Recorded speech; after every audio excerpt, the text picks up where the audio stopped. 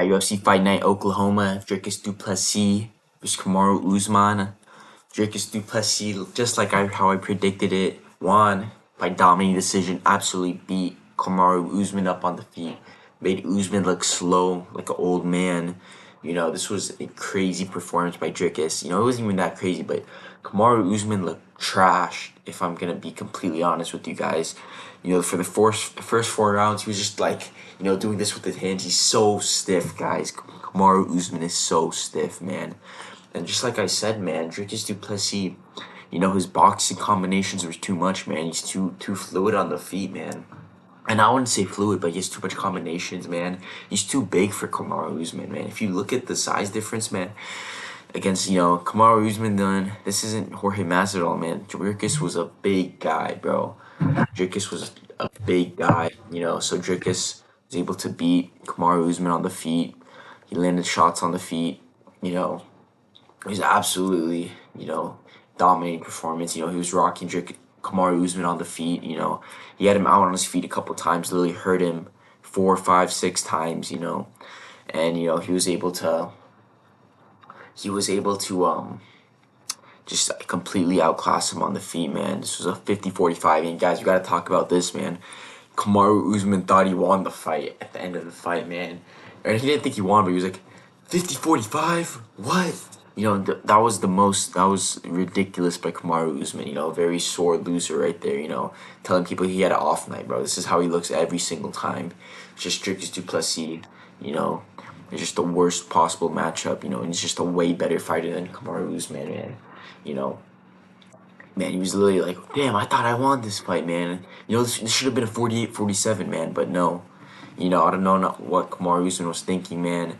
Faking eye pokes, faking, these different type of fouls, man. But Dricus Duplessis dominated this fight. I don't know what Kamaru Usman was thinking in accepting this fight, or, thinking he had a close fight with Dricus. He won the last 1 minute of the fight, man. I gotta give him that, man.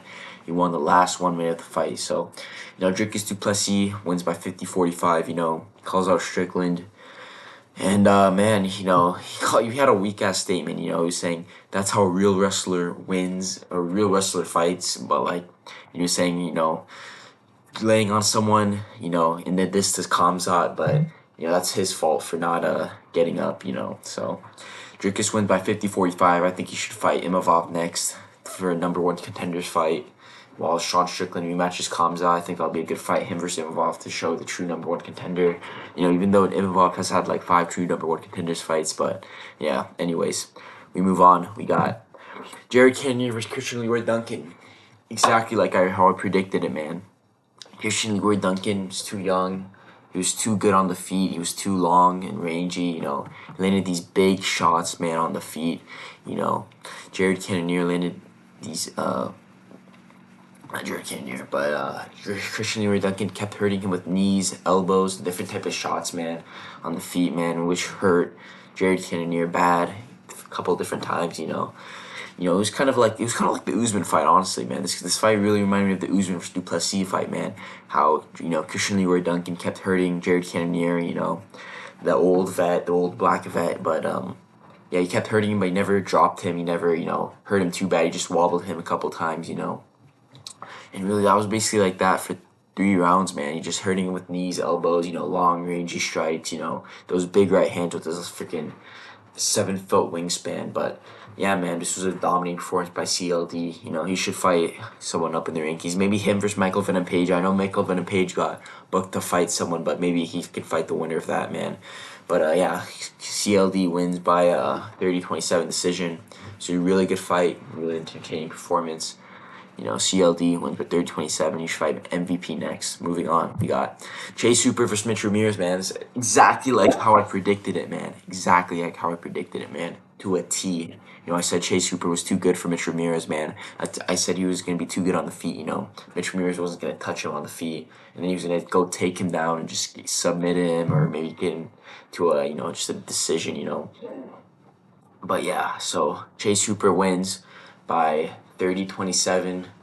Or not 30-27. He went by, I think it was a third or second round sub. I forgot. But yeah, he wins by, it was a kind of a club and sub. He hurt him a little bit on the feet. Then he took him down, sub him. And then yeah, man, Chase Hooper, man, he's back in the win column, but I think he should get, I think he should fight a guy like Grant Dawson, man, another one of these same archetypes, a tall, lengthy grappler, strong, I think Grant Dawson's a good fight for him, but yeah, man, I think this was a good win for Chase Hooper. It wasn't the best guy, but gets him back on track. After losing to Alexander Hernandez.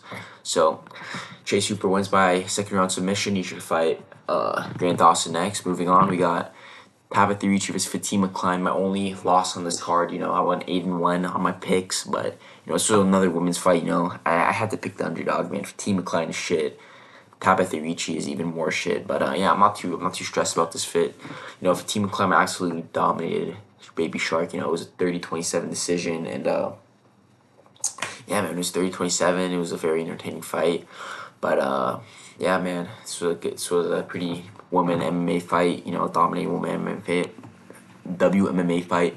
Moving on, we got Tommy McMillen versus Alberto Montes. Exactly like how I predicted it, man. Exactly like how I predicted it, man. Tommy McMillen is too young, He passes the test. He knocks out Alberto Montes, man. He was just too good on the feet, Outstrike him in every round, man. He got the most significant strikes in a 3-round fight in history, man. That was impressive, man. They were absolutely beating him up on the feet, landing combos, and it was absolutely beautiful to watch, man.